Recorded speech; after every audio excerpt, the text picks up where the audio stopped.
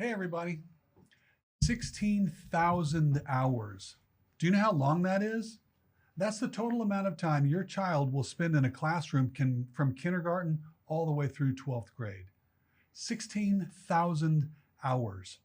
Do you think that's enough time to shape their view of themselves, their view of the world, and how it all works together? You bet it is. Do you think that's enough time to shape their values, their virtues, their affections, and therefore every single decision that they will ever make in their life? You bet it is. All of those things and more will be built into your children during those 16,000 hours. That's why one of the most important decisions that you have to make as a Christian parent is whether or not to send your child to a public school, a private Christian school, or a home school. Which one is right for you? Which one is best for your family? And how on earth are you supposed to sort through all the information to decide? Well, that's what we're going to be talking about today and for the next 2 weeks.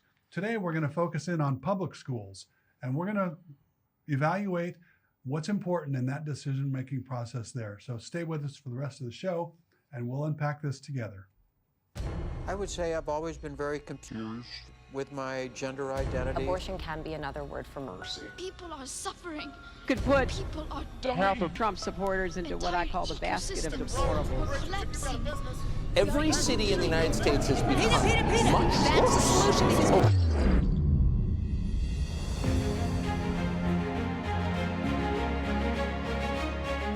Welcome, everybody. We are Legacy Family Ministries, and this is the Unshakable Faith podcast. Today, we're going to take a closer look at public schools and help you answer the question, is sending my child to a public school the best choice that I can make for their education?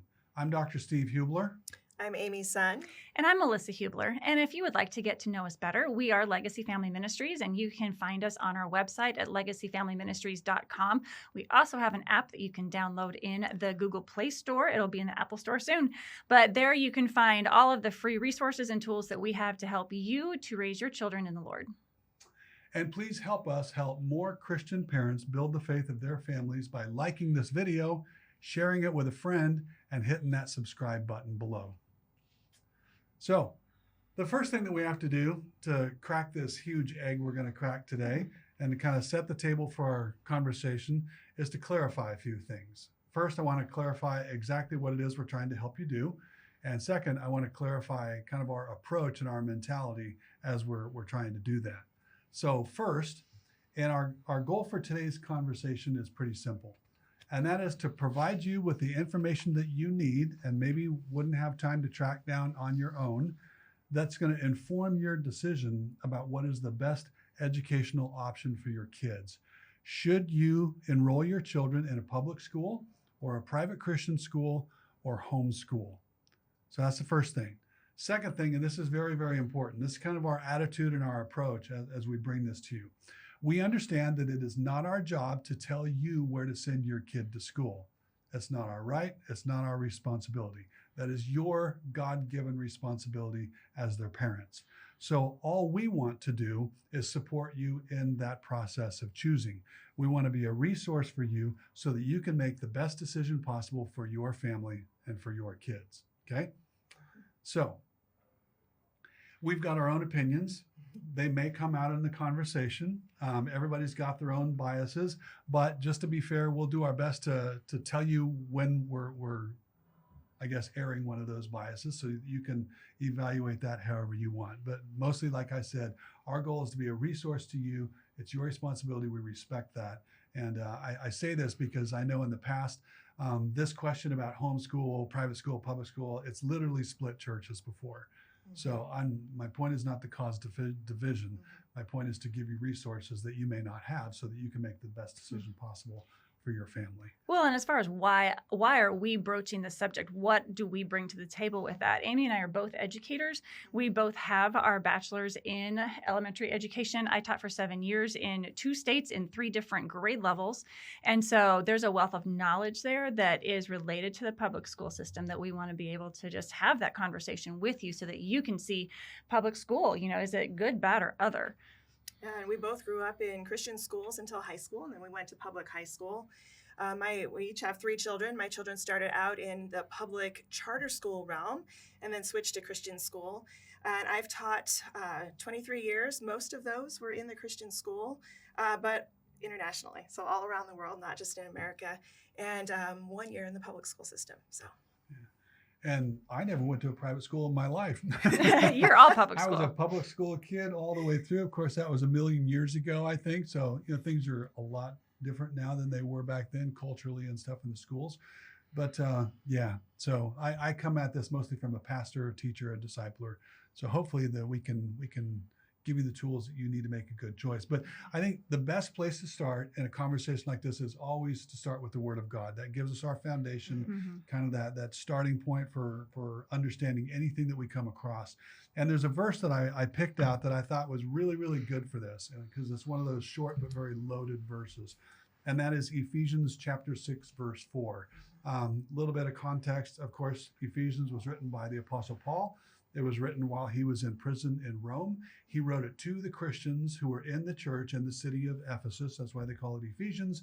And his purpose, I guess broadly stated, was to instruct believers about their position in Christ and to how to live in that new position that they have in Christ. And in this particular section that we're going to be looking at in chapter 6, verse 4, Paul's instructing them to conduct all of their relationships, including the parent-child relationship, according to God's order, according to his principles and his laws and the way that he has things set up. Okay? So, what do you guys want to read Ephesians 6:4? I'll go for it. Fathers, do not provoke your children to anger, but bring them up in the discipline and instruction of the Lord. Like I said, short and sweet and to the point. So it's pretty easy to break down. First of all, he says, bring them up. That's pretty straightforward. He's talking about parenting them, raising them, building them up to maturity, personally and in Christ. It's about bringing them into adulthood, right? Anything you guys want to add to that? No, go ahead. Okay, so good. Then he says, bring them up in the discipline and instruction of the Lord. Now, here's where it gets really, really interesting and really, really, really important. The word in Scripture that is translated as discipline instruction is the Greek word paideia, okay? In English, it would be spelled P-A-I-D-E-I-A, and it's pronounced paideia. I want you to remember that word because it's very important to our discussion. Granted, it's a little weird, but hey, we know all kinds of weird words, right? Mississippi, that's a weird word. We know what it means. We can know what this means too, okay? Here's what it's referring to. It's got kind of a broad range of meaning. It's focused on the human heart, not as the center of emotions only, but the center of the person. And paideia refers to the truths we actually believe, the values and the virtues that we actually love and aspire to in our life, and what we assume about the world and how it works. That would be our worldview part of it. So it's that whole picture, the truths we believe, the values and virtues that we love and aspire to, and what we assume or what our worldview is about how the world works. So that's paideia. So we're supposed to bring our children up in this paideia of the Lord. So it's a particular kind of paideia. It is the paideia of Jesus. It's all of the things that he believes and loves and holds true about all of those things that we just talked about. So the bottom line is God commands us parents to intentionally shape this paideia of our children to match the paideia of Jesus. Yeah. Clear enough? It is. And I like things to be a little bit more pictorial because I think that it gets lost really, really fast. It's a Greek word. It's kind of funky and there's a lot of pieces there. But if you think of it in terms of a house, the first part he said was truth. And you have to have a foundation. That's what truth is. Without having a foundation, without having truth, you really don't have anything or you don't know what you're going towards. The second part was virtues and values. That's like having the structure of that house, the walls, the roof. The last part was what we assume or the worldview. That's kind of like the patio that you sit outside on where you can look out over the landscape that's around you. So all three of those pieces are really, really important when you're talking about how you shape the worldview, the thoughts, the intentions of your children. You want it to be done in the Lord. And so you have to have a firm foundation. You have to have those virtues and the values, and you have to have some place where you can look out over the world and know how to interpret it right. So it's all of that. It paints this really beautiful picture of what we're supposed to be doing with our children in the Lord. Yeah, it's a beautiful picture because it captures that idea of we're talking about the whole human heart. Like I said, the heart's not just the center of our emotions. We tend to think of it like that. So I'm like, oh, you broke my heart. You know, we get that. But the heart biblically is the center of the person. And it has all of those aspects, Melissa, that you just talked about. Yeah. And it's kind of this holistic view of our kids. Right. And if you remove any one of those pieces, if you take out values and virtues, you can have truth and you can have worldview, but you're not going to have the right way to move in those things. If you have virtues and you've got a worldview, but you don't have truth, man, you're living in something that's actually a lie. So if you don't have the holistic part of that with all of those components working together to shape your child, you're not really doing it in the Lord. Yeah, and I could make a really strong case that this is really, really important for us to know and to not just dismiss this because it's a weird sounding word. I mean, face it, paideia, that's a weird sounding word. But the truth that it brings with it is a truth that's given to us in Scripture. That's reason enough to want to know this and internalize it and think about it, meditate on it until we get the picture in our own mind of how that applies to our kids. But there's also a very practical, very pragmatic reason why we need to know this. And this is why it's so critical, because this paideia that I'm talking about, it shapes the soul of a person. And the soul of a person is the mind, the will, and emotions. That's the whole heart piece, right? It shapes the soul of a person. It defines what we believe makes up a good life and a good community. So it's gonna shape everything about how we live and the things that we love and aspire to. And it informs every affection we have, every conviction, every aspiration we have in our life, and it informs literally to some degree or another every single decision that we make in our life. So it's not a trivial topic. It's a very big deal. That's why God includes it in there. Paideia forms the hearts and minds of every single person in your community, and therefore every single person in our country. And the collective paideia of all of those people forms the culture that we live in today. That's how foundational and influential this whole idea is, that's captured by the two words discipline and instruction. This is one of those places where the English kind of falls flat on the Greek translation. That doesn't happen very often, but this is one of the places in Scripture where the original word carries with it so much more than we assign to what we see in English. So I don't know, any additional thoughts about that, you guys? I just covered a whole huge mountain here very, very, very quickly. Well, the question is, what does that have to do with public school education? Yeah, that is a good question. That is a good question. So here's how it all fits so far. When we're deciding whether to send our kids to a public school, a private school, or homeschool, we need to start with this clear view, a very clear view of what God's mandate is in Ephesians chapter 6, verse 4. And that mandate, that command to us, was that we need to make sure that the truths that our children believe, the values and virtues that they love and aspire towards, and what they assume about their world and how it works is the same as Jesus' view on all of those things. Right. That's the goal. In this whole discussion, that's the goal. Which one works best, public, private Christian, or homeschool? Because at the end of the day, that's what we'll give an account to Jesus for how we parented our kids. So the question is, what do we need to know about the public school system in order to inform our decision of whether or not we should send our kids to a public school? I think there's three general areas of interest that we need to consider. I want to hit these three areas for each of the three choices, and that is culture, curriculum, and community. Okay, what is the culture? What's the curriculum? What's the community? By culture, I mean, what are the virtues and values and aspirations that define what is right and good and worthy in your pursuit of according to that educational community? Okay, I butchered that, so I'm going to say it again. When we're talking about the culture of a school, say a public school, we're asking the question, what are the virtues, what are the values, and what are the aspirations that define what that community says you should aspire to? Because that's what's going to be pumped into your kids. Yeah. Okay, regardless of where it's at. Curriculum, that's pretty simple. Ask the question, what is it and how is it being taught? You know, the content of the curriculum is important. Third, community. This is more along the lines of, okay, who's there? Who makes up this community? What kind of influence is that going to have on my child, my family? What kind of opportunities or challenges will it bring to our child or our family? And, you know, what does that look like on a day-to-day basis? So those are the areas that I want to hit. And I want to start with culture first, okay? I'm talking about the educational culture of the public school that your child may go to. specifically.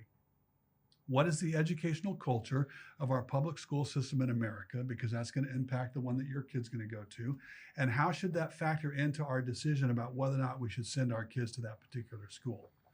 Now, granted, we have all seen, I'm guessing, the videos on Facebook and YouTube, and they pop up on Instagram and other places, I believe, about activist teachers. These are the people that look certifiably crazy that are talking about how they want to indoctrinate your kids in the classroom. Okay, those are out there. Those are probably still a little more on the extreme side because you get that, but it's not always as bad as you see on the internet. We've seen stories in the news for years now about parents fighting school boards over critical race theory and DEI, or diversity, equity, inclusion inspired curriculum. And, we've all heard the stories about the kinds of books that are being assigned for kids to read, all the way down to little kids' books that are so graphic and so sexually explicit. In some cases, I can't even read them. Yeah, books that should never be in the classroom for young children, ever. Yeah, and this happens, okay? And I wanted to stay up to date. So again, when I was preparing for this conversation, I looked up what the latest one was that people are fighting about. And the excerpt that I got, and it was a book that was assigned to high schoolers, and the excerpt that I looked at was literally so bad that even as desensitized as I am for being older, I couldn't read it. I had to scan through it so I knew what I was looking at, but I did not have the capacity to read through it. It was so graphic and so X-rated.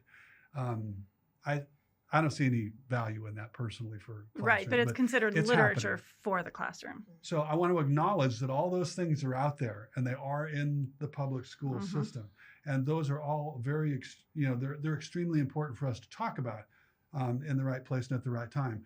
But having said that, the question that I want to start with today is, how is it that we have an educational environment in our public schools in which those things can take place?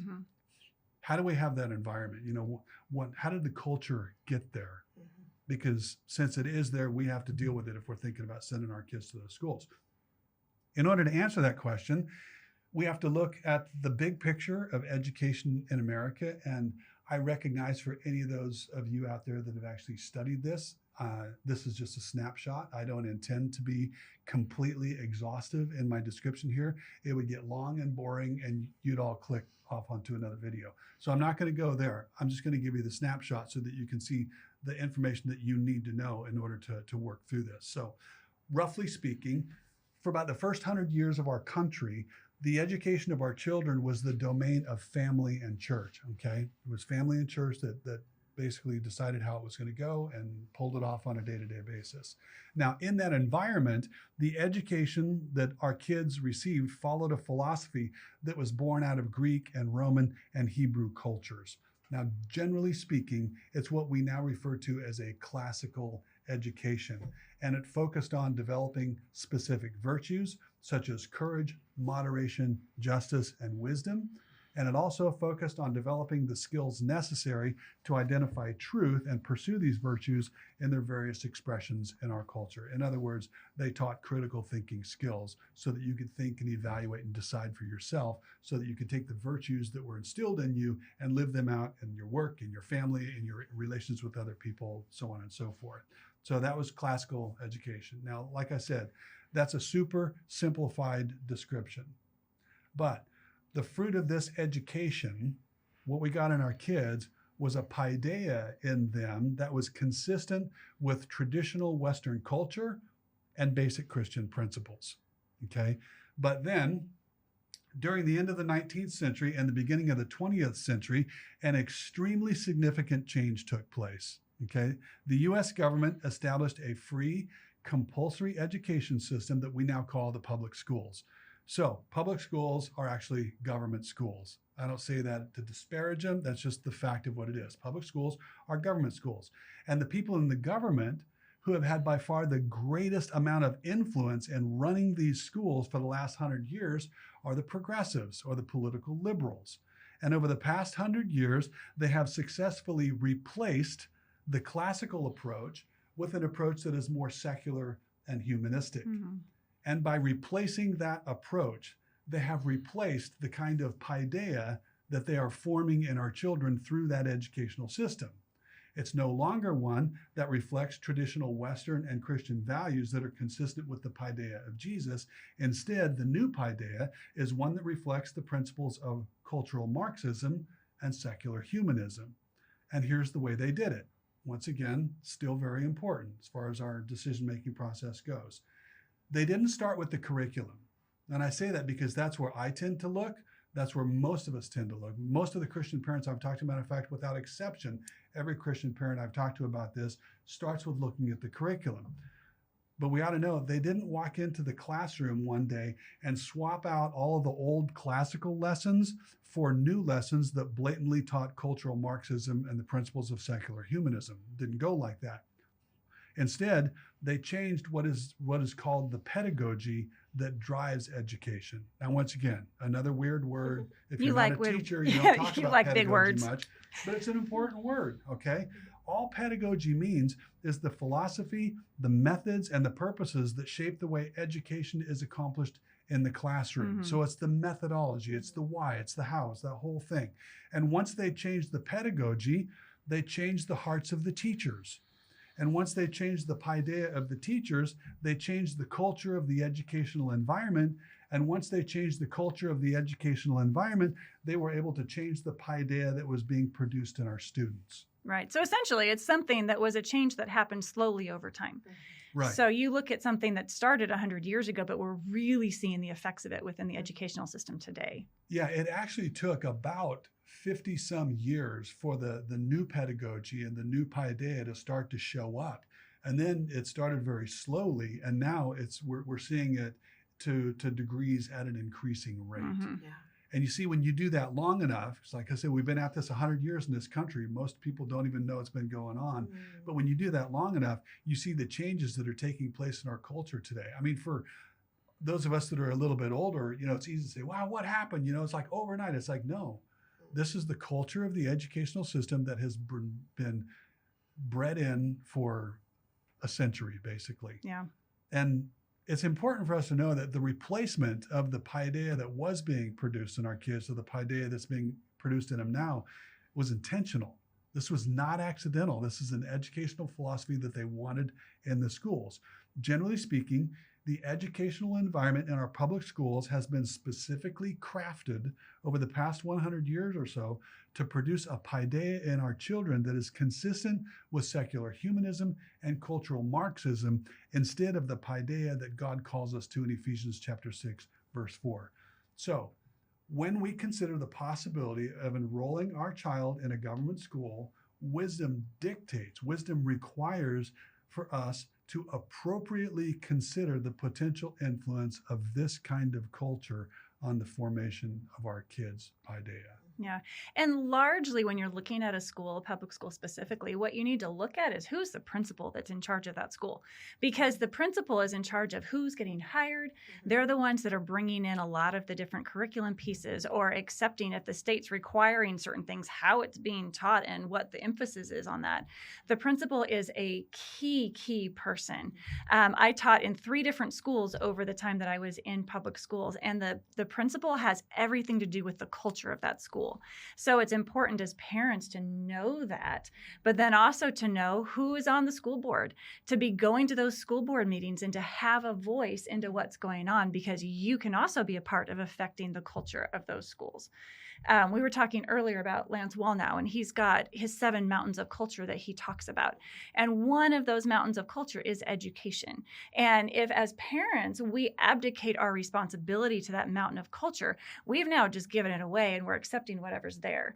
But when we can go in as Christian parents, as Christian leaders, as Christian educators, as Christian principals, and say, I'm going to stand on this mountain and I'm going to be a part of what's going on, that is huge, because we need to be a part of taking that mountain back as part of the culture and fighting. And that's a good fight to have. Yeah, we definitely need to be focused in on being a part of that in some way so that we can push the culture back to where God says it should be. It's huge. But I want to explore a little bit, moving on to the whole curriculum piece, I want to explore how educational culture drives curriculum, because I realized that I just unloaded a whole bunch of stuff out here. And I know it took me a lot of hours of meditating on this and trying to put it together. So I know if you're hearing this for the first time, it may seem a little disjointed, but want to kind of walk through that process to show you how this all fits together. Here's what it looks like in real life. By far, the most powerful players in this educational game that we're talking about is the teachers' unions. Unions like the AFT and the NEA. Those are the two big ones, right? Then you've got all the folks that are working in the accrediting agencies. You've got all the folks that set the state standards and the federal standards for education. You've got all the folks that run the teachers' colleges that are actually training the teachers that would be training your students if they go there. And you got the people that are in the teacher training programs that are kind of the boots on the ground people that are actually training the teachers in these government schools all the way across the United States. Now, these are the people that determine not only what is taught in the classroom, but they determine that thing that I call pedagogy, right? They determine that is the how it's taught, the why it's taught, and very importantly, what are the intended outcomes of teaching the kids this stuff. So that whole group of people, typically, all these people tend to lean towards fostering the new paideia that I talked about, this more secular humanist one. And to do this, they rely on a number of private organizations that lean in the same direction. Now, saying that, I realize that there are people in this system that are Christians, or they have the same worldview as Christians, but they may not be followers of Jesus. I actually know somebody very well that is in one of these positions, and this person is a diehard Jesus-loving, follower of Christ. So it's not that the whole gang is the same way. I'm just saying the general leaning typically is more of a progressive, liberal mindset, and that goes without a doubt. Okay, go to the Democratic National Convention. 2/3 of them are in education. It's just heavy lean to the left there. I want to give you an example now. Two of the organizations that all of these folks tend to lean on, and there's a lot of them, but just two of them, I wanted to give you an example, is the Howard Zen Education Project. Actually three. California Together is another group, and then there's one called Quetzal Education Consulting, and that's Quetzal, Quetzal Education Consulting, and there's other like them. But now that I've kind of given you the bird's eye view of all this about how you create a pedagogy that points in a direction towards cultural Marxism and secular humanism, that changes the teachers change the educational environment in the classroom, which changes the paideia that's formed in the kids. Okay, so here's an example. A pathway to equitable math instruction, because math is racist, according to them, right? So here's what they say about this particular program. Now I want you to listen for the things: virtues, values, affections, worldview, all that stuff. It's all in here. They say, it's a tool to train teachers. This tool provides teachers an opportunity to examine their actions, beliefs, and values, paideia, around teaching mathematics. The framework for deconstructing racism in mathematics offers essential characteristics of anti-racist math educators and critical approaches to dismantling white supremacy in math classrooms by making visible the toxic characteristics of white supremacy culture with respect to math. Building on the framework, teachers engage with critical praxis in order to shift their instructional beliefs, change their paideia, and practices towards anti-racist math education. By centering anti-racism, we model how to be anti-racist math educators with accountability. And I want you to know that anti-racist doesn't mean that generally you're against racism. Anti-racism is a term that captures this whole critical race theory, DEI, Ibram Kendi mentality of you have to be basically in their camp, thinking that there's only oppressors and oppressed in the world and all that kind of stuff, basically cultural Marxism, in order to be on the right side of this equation. Which has a lot to do with math. Right. Here's how it fleshes out, okay? This is part of their curriculum. It says, how do I track what students know? Now, typically, if you're a math teacher, you're going to have the kids show their work, because then you can see the train of thought that's going into solving this particular math problem. But they say, white supremacy culture shows up in math classrooms when students are required to show their work. And here's their explanation. Math teachers ask students to show their work so that teachers know what students are thinking. But that centers the teacher's need to understand rather than the student learning. It becomes a crutch for teachers seeking to understand what students are thinking, and less of a tool for students in learning how to process. Thus, requiring students to show their work reinforces worship of the written word as well as paternalism. Makes perfect sense. I have no idea where they get all that from. And we can argue that all day, but okay, you see how this is all playing into pedagogy, training the teachers, changing the Pi Day, all that. Here's what they say about one of their workshops. It says, Antiracist Math Workshop Series, a Quetzal favorite. This 6-session series equips math educators to identify, disrupt, and replace white supremacy culture practices in math instruction with practices that center the wellness of students of color, and to grow their anti-racist math practice collaboratively and in pedagogy and instruction. So they even say they're after the pedagogy there. Now, once again, there's a lot there, just an example. And if you're wondering if this is isolated, absolutely not. This is like everywhere. Okay, these guys basically inform the NEA and the AFT, the teachers unions. They inform all these people that are in charge of training the teachers that will be in the public school system, maybe in the one that you're thinking about sending your kids to. That's why I'm sharing it. Some of the states that this particular group operates in, I got this off their website: Oregon, California, Colorado, New York, Tennessee, Connecticut, Texas, Washington, D.C., Washington State, and Pennsylvania. And I'm pretty sure that's not a complete list, because most people I know don't keep their websites that updated. So that's one. Okay, more of the same, just in case you're wondering. The Howard Zen Education Project, okay? Zen is spelled Z-I-N-N if you want to look it up. So all this stuff is on the internet. You can find it yourself. This is what they say about themselves. They say, the Zen Education Project promotes and supports the teaching of people's history in classrooms across the country. Okay, so they promote and support the teaching of people's history, that's important, in classrooms across the country. The Zen Education Project is coordinated by 2 nonprofit organizations, Rethinking Schools and Teaching for Change, that have spent decades developing and providing social justice resources for teachers. So the social justice resources for teachers are meant to create the change that they're talking about. It says, the Zen Education Project has become a leading resource for teachers and teacher educators. They say that because they work very closely with the unions, number one, and a bunch of these other organizations. Here's how they sum it all up, because I'm not going to read you the whole thing. It says, based on the approach to history highlighted in Howard Zen's best-selling book, A People's History of the United States, our teaching materials emphasize the role of working people, women, people of color, and organized social movements in shaping history. Now, if you want to see this, it's at www.zenedproject.org. That's Z-I-N-N-E-D project.org. Okay. If you read A People's History of the United States, what you find is a book written by a communist. There's no other way to get around it. Which is Howard really... Zen was a communist. He put together this educational training material. The NEA and the other unions and the other teachers' colleges, they borrow from these guys as their experts. Matter of fact, if you ever hear them in an argument and they talk about all these experts, these are the experts they're talking about.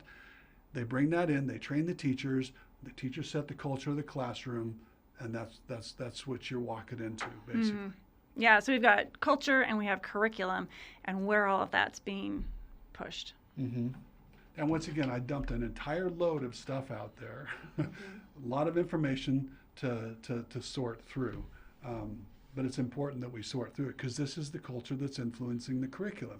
If a teacher has been trained this way, then the way that they teach math in the classroom is going to be based on a curriculum that supports these types of values and virtues.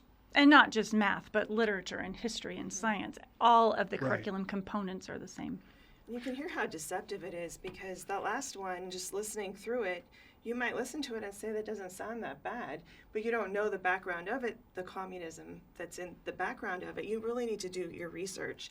And we're handing a lot of this to you, but you need to pray through it on behalf of your kids. And where do you want them to be? What kind of things do you want them to bringing into their hearts? When it comes to the unions, I was only in public school 1 year, and I chose not to join the union.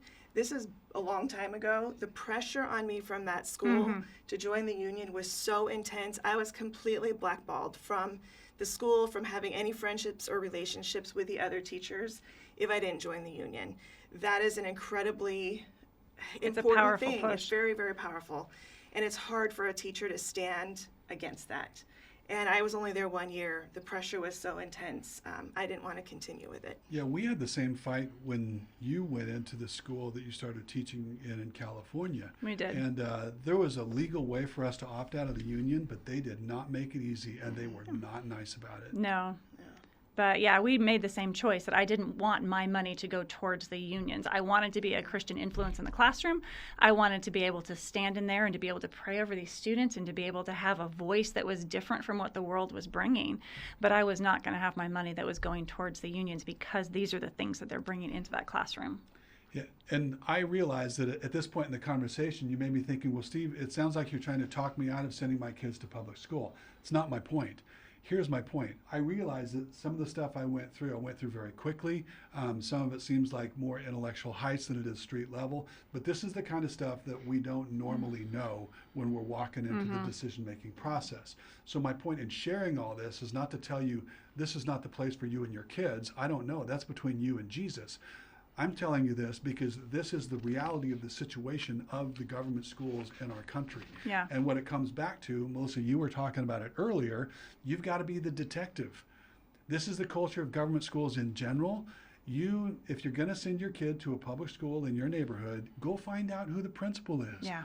Talk to them. A lot of these people are very open about where they come from. We were going to send our kids to a very well-known charter school system, and we did for a couple of years. And I went down there and just started up a conversation with the headmaster of this school. It turns out in that case we had a lot in common. The guy was actually a Christian. He was into C.S. Lewis, which I thought was wonderful. That all changed very quickly when he left. But the point is I had to be the detective. I had to go down there. I had to find out, who's running the place? What kind of a culture are they trying to put in there? Look at their material. Look at the walls of the classroom. See what the posters are that are hung up in the cafeteria. Talk to the other teachers that are there. What are the virtues? What are the values and the aspirations that they're promoting in the school? If you walk in and everything is about equity in terms of DEI equity instead of biblical equity, that's probably a red flag of something that you'll have to sort through. But you need to know it. Also, asking the question, what are the real outcomes of the curriculum that they're promoting in the school? Are they using Common Core stuff? Are they using curriculums that are built and influenced by the Zen Education Project and Quetzal and California, whatever it was that I read? Yeah. I can't remember all the names. And then as a parent, you have to be very proactive. Be in the classroom as much as you can. Volunteer, serve. Get to know the teachers. Get to know the library staff. Get to know what's being given out at various assemblies. Be a part of what's going on in the school. Your school might be a really wonderful place, or it might be some place that you have a lot of questions about. And if you do, you need to be proactive for your kids and the other kids in that school and be questioning what's going on. You have a right to do that as a parent. Yeah, and if you go in and you're asking politely and being respectful and you're getting sidelined or pushed back or they're just secretive or rude, that's probably a yellow flag. There might be a reason for that. But I want to emphasize being polite and respectful as we go in. Just because we think we're right doesn't give us the freedom to go in and stomp on people's toes and to be rude and pushy and all that. And that happens, unfortunately. Christians do that every now and then. I've been on the receiving end of those conversations every now and then. Yeah. You don't want to be that. Yeah. So the third part of our conversation, we're almost out of time and need to get to it, is about community. We've got culture, we've got curriculum, and then we have the community itself of a school. So we want to make sure we get that covered because community is really important when you're considering where you're going to take your kids. What does that community environment look like, and how as a family are you connecting with other families? Yeah, because when you join a school, in a lot of cases, unless your child just goes to class and goes home, I mean, they're going to make friends. They're going to get involved in things. There's clubs, activities, sports. There's events that go on. You know, what do those things look like? Because all those things are going to they're going to present certain kinds of opportunities and certain kinds of challenges. That's just life. That's going to be the same for any school you go to, any kind. There's going to be opportunities and challenges that come with that. So answering the question, what are those things? How is this going to impact my kids? You know, what kind of people are here? What kind of culture is this? Yeah, there was a study that was done a while ago, and I'm not sure who did it, and I couldn't find it when I was looking for it. But it was talking about the fact that where you have multiple points of impact, of connection with other families, that's where friendships are developed. So when your kids go to the same school, when you go to the same church, when you're on the same sports teams, where all of those things interact, that place in the middle, if you look kind of at a Zen diagram, a Venn diagram, say that wrong, that's where relationships and family bonding happen. And so school is a really important part of that, because that's where you are going to be having a lot of interaction with other families. And so you want to be able to be a light in your community, and you want to be able to build friendships with your kids that are going to last, so that you can have the joy that comes with being a part of relationships. So that school community is a really important part of that aspect. Yeah, and I have a good friend that I worked with for years, basically. He's a pastor. We had this conversation a lot because at this time my kids were not in a public school. They were in a private Christian school, and his kids were in a public school. So good friends, we were able to talk about it without anybody stepping on anybody's toes. And one of the arguments that he gave me for why he wanted to send his kids to that particular public school was he wanted his kids to be salt and light in that culture. And it's like, I get that. And I believe that God can use kids in a powerful way. I've seen him do it before, and sometimes they can get away with things that we can't get away with. And there are multiple stories about Christian kids going to school, meeting kids, leading them to Christ, all that kind of stuff.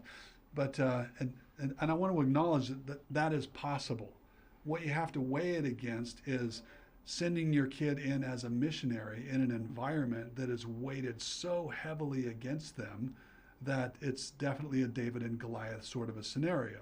So it's probably, and I don't want to sound like I'm limiting God, but you have to weigh the possibility of what can happen with the anti-Christian culture that is so prevalent in some classrooms. Well, and if God has put it on your heart to have your kids be in public school for that reason, then you have to also understand that you have a responsibility in the midst of that, because you're the one who is parenting your children. And so you need to be able to talk to your kids on a daily basis about what's going on and how they're interacting with their teachers and the students and all of these other things that surround them, because it's with your influence that they're going to be the salt and light in that community. Just sending them in on their own isn't enough. You have to be the guiding influence behind that with them. Yeah, and it has to be an ongoing thing, especially with the younger kids, because let's put it this way. If I was a pastor again, and we say had a missions program in our church, and we were going to send a full-time missionary to a country overseas, a very different culture, very anti-Christian place, whatever, I wouldn't just grab somebody out of the congregation and send them with no training and no preparation and no support. Okay, that would be crazy. That's not wise. So I don't want to make the same mistake with my kids. And I don't think any of us want to make the same mistake with our kids, sending them into an environment where they're not prepared and not supported to be there. So if they're going into an environment that is influenced the way that I said, because some schools manifest this much less than others, it depends on location in the country and all that kind of stuff. But if you are sending your child into an environment like that, then they have to be prepared. They have to be prayed for. They have to be debriefed on it. It's not like we just want to drop them off at the curb and think they're going to go in there and just be some automatic light and everybody's going to magically be changed. That's not how you change the system. Yeah. But so yeah, it puts some responsibility on us as parents that we have to be vigilant in that. Yeah. And that takes 1,000 different forms for 1,000 different people. It takes a lot of prayer, and it takes a lot of seeking the Lord. Because as you go to God and say, what do you want me to know about this? He will guide you. He will show you, and he will lead you in the path that you need to be with your kids, whether you're in the public school or someplace else. And this applies also for the charter schools. Yeah. Right. Especially where we live, there's a lot of charter, and there's been a switch from public to charter, but realize that they are still Publicly funded. They're still government schools. They might have other influences that actually need to be investigated as well. So do your due diligence, investigate, meet the teachers, meet the principal, ask questions, and don't feel ashamed to do that. Pray as you go into those circumstances, and let the Lord lead you. Yep. So in the end, we've got to come back to this. What does it say in Ephesians chapter 6, verse 4? When we consider the culture of the school, when we consider the curriculum that's coming out of that culture and the community that is gathered around all that, is that the best place to send our kids? Can we fulfill our God-given charge as parents to build the paideia of our children, to reflect the paideia of Jesus in that particular environment? That's the question that we have to ask and answer. So hopefully we were help for you to maybe sort through some of the stuff you wouldn't have got to otherwise. We try to do the hard work for you so you don't have to. But I want you to know that whatever you choose for your family, like I said in the beginning, we respect your choice and we support you in it, and we are committed to being a resource here for you all the way through it. So thanks so much for joining us. Remember, you can be a pro at raising your kids with unshakable faith. We'll see you next week.